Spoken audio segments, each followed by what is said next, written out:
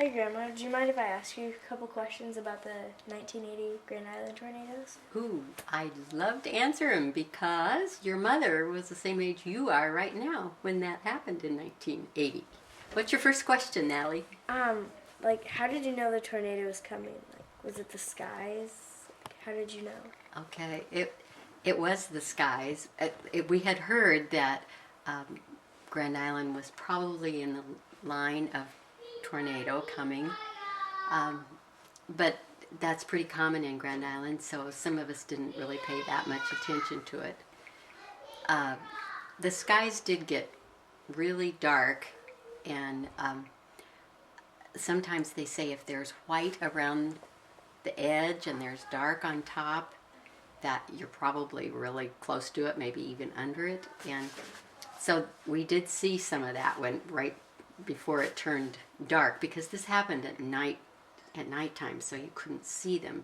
But at dusk, it was getting kind of funny. But I was out doing census work, and because we've just been doing census work right now, it was that long ago in 1980. And I was just out walking the streets, going from apartment to apartment that I had been designated to do. And I knocked on the door of this one man's apartment, and of course on the other side you never know who's going to answer.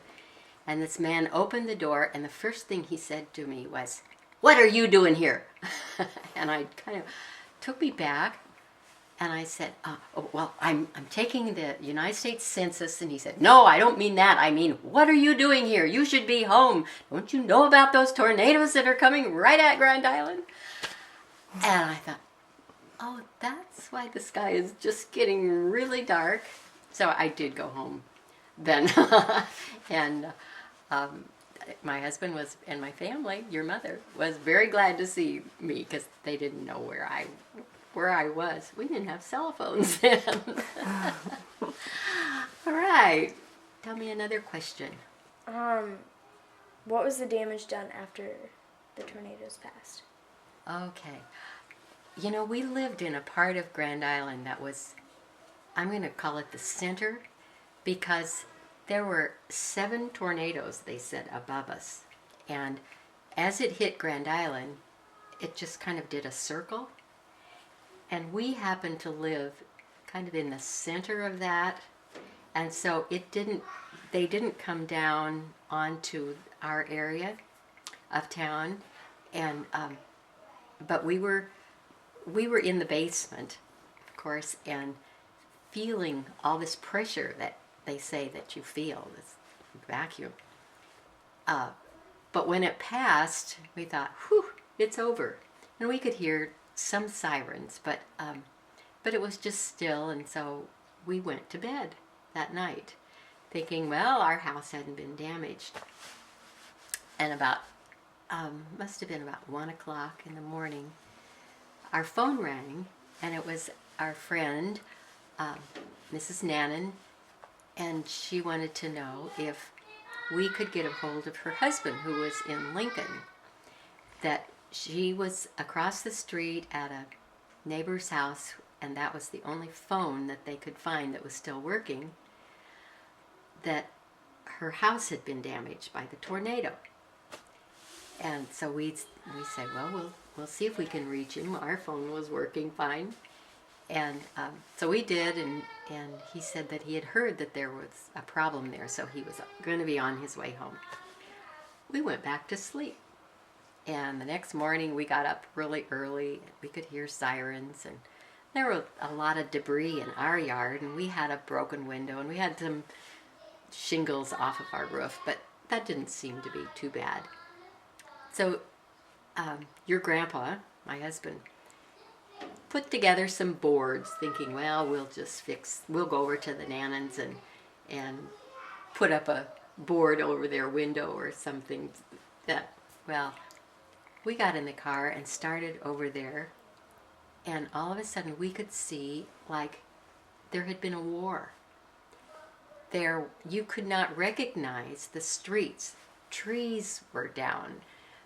Things were just strewn all over So, and the police then were blocking us, so we couldn't get into that neighborhood. But we told them that we had an address and we had to get there.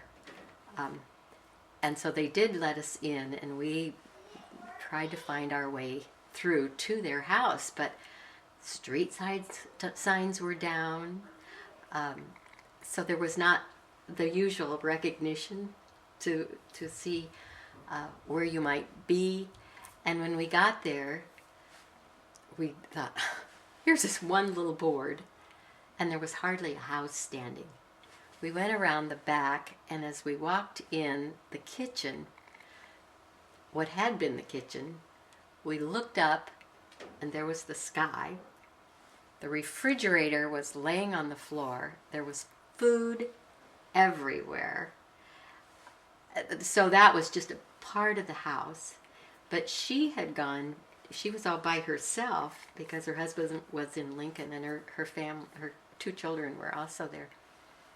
And she had gone down the basement, and there was a storm area underneath her front step that didn't have any windows or anything. So, and it was night, it was dark.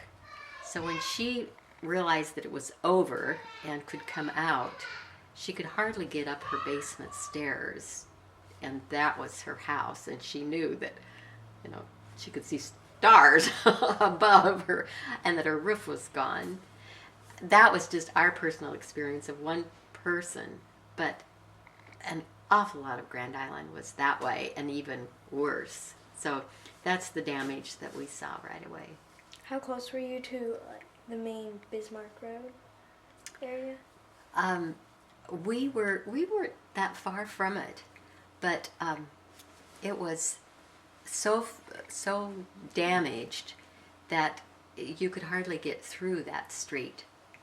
And like I said, you just didn't know where you were driving. You didn't know where you were going, and so there were police and security people just to make sure that if you were going to be in that neighborhood, you knew where that you had an address that you had to go into, so that people wouldn't come in and start grabbing things, or you hear about those.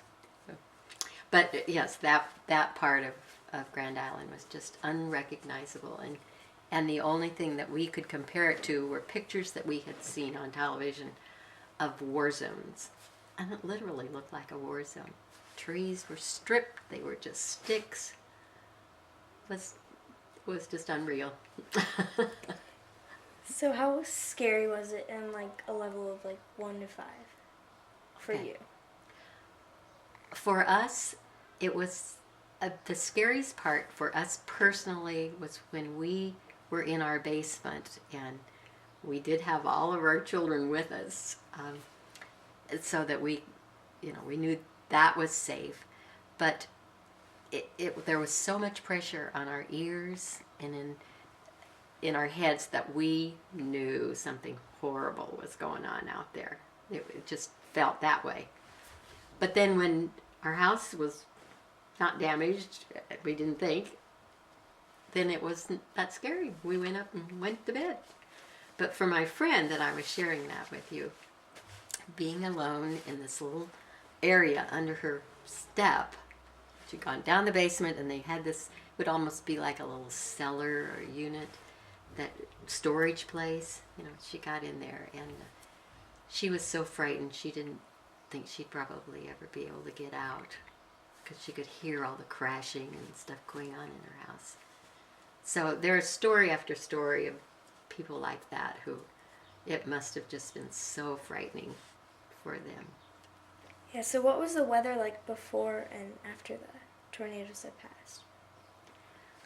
When a tornado comes, things get very still all of a sudden. And so that's kind of what it was like. Before the tornado, it was very black, but it was just dead still, quiet. And then afterwards, like I said, the stars were shining. It made its big mess. Then it was gone. So that's kind of what it was like. Then it's just like, okay, cleanup time. Let's see what we do now. That's pretty Is much that all I it? have. Okay. Thank you. I might just share one more thing.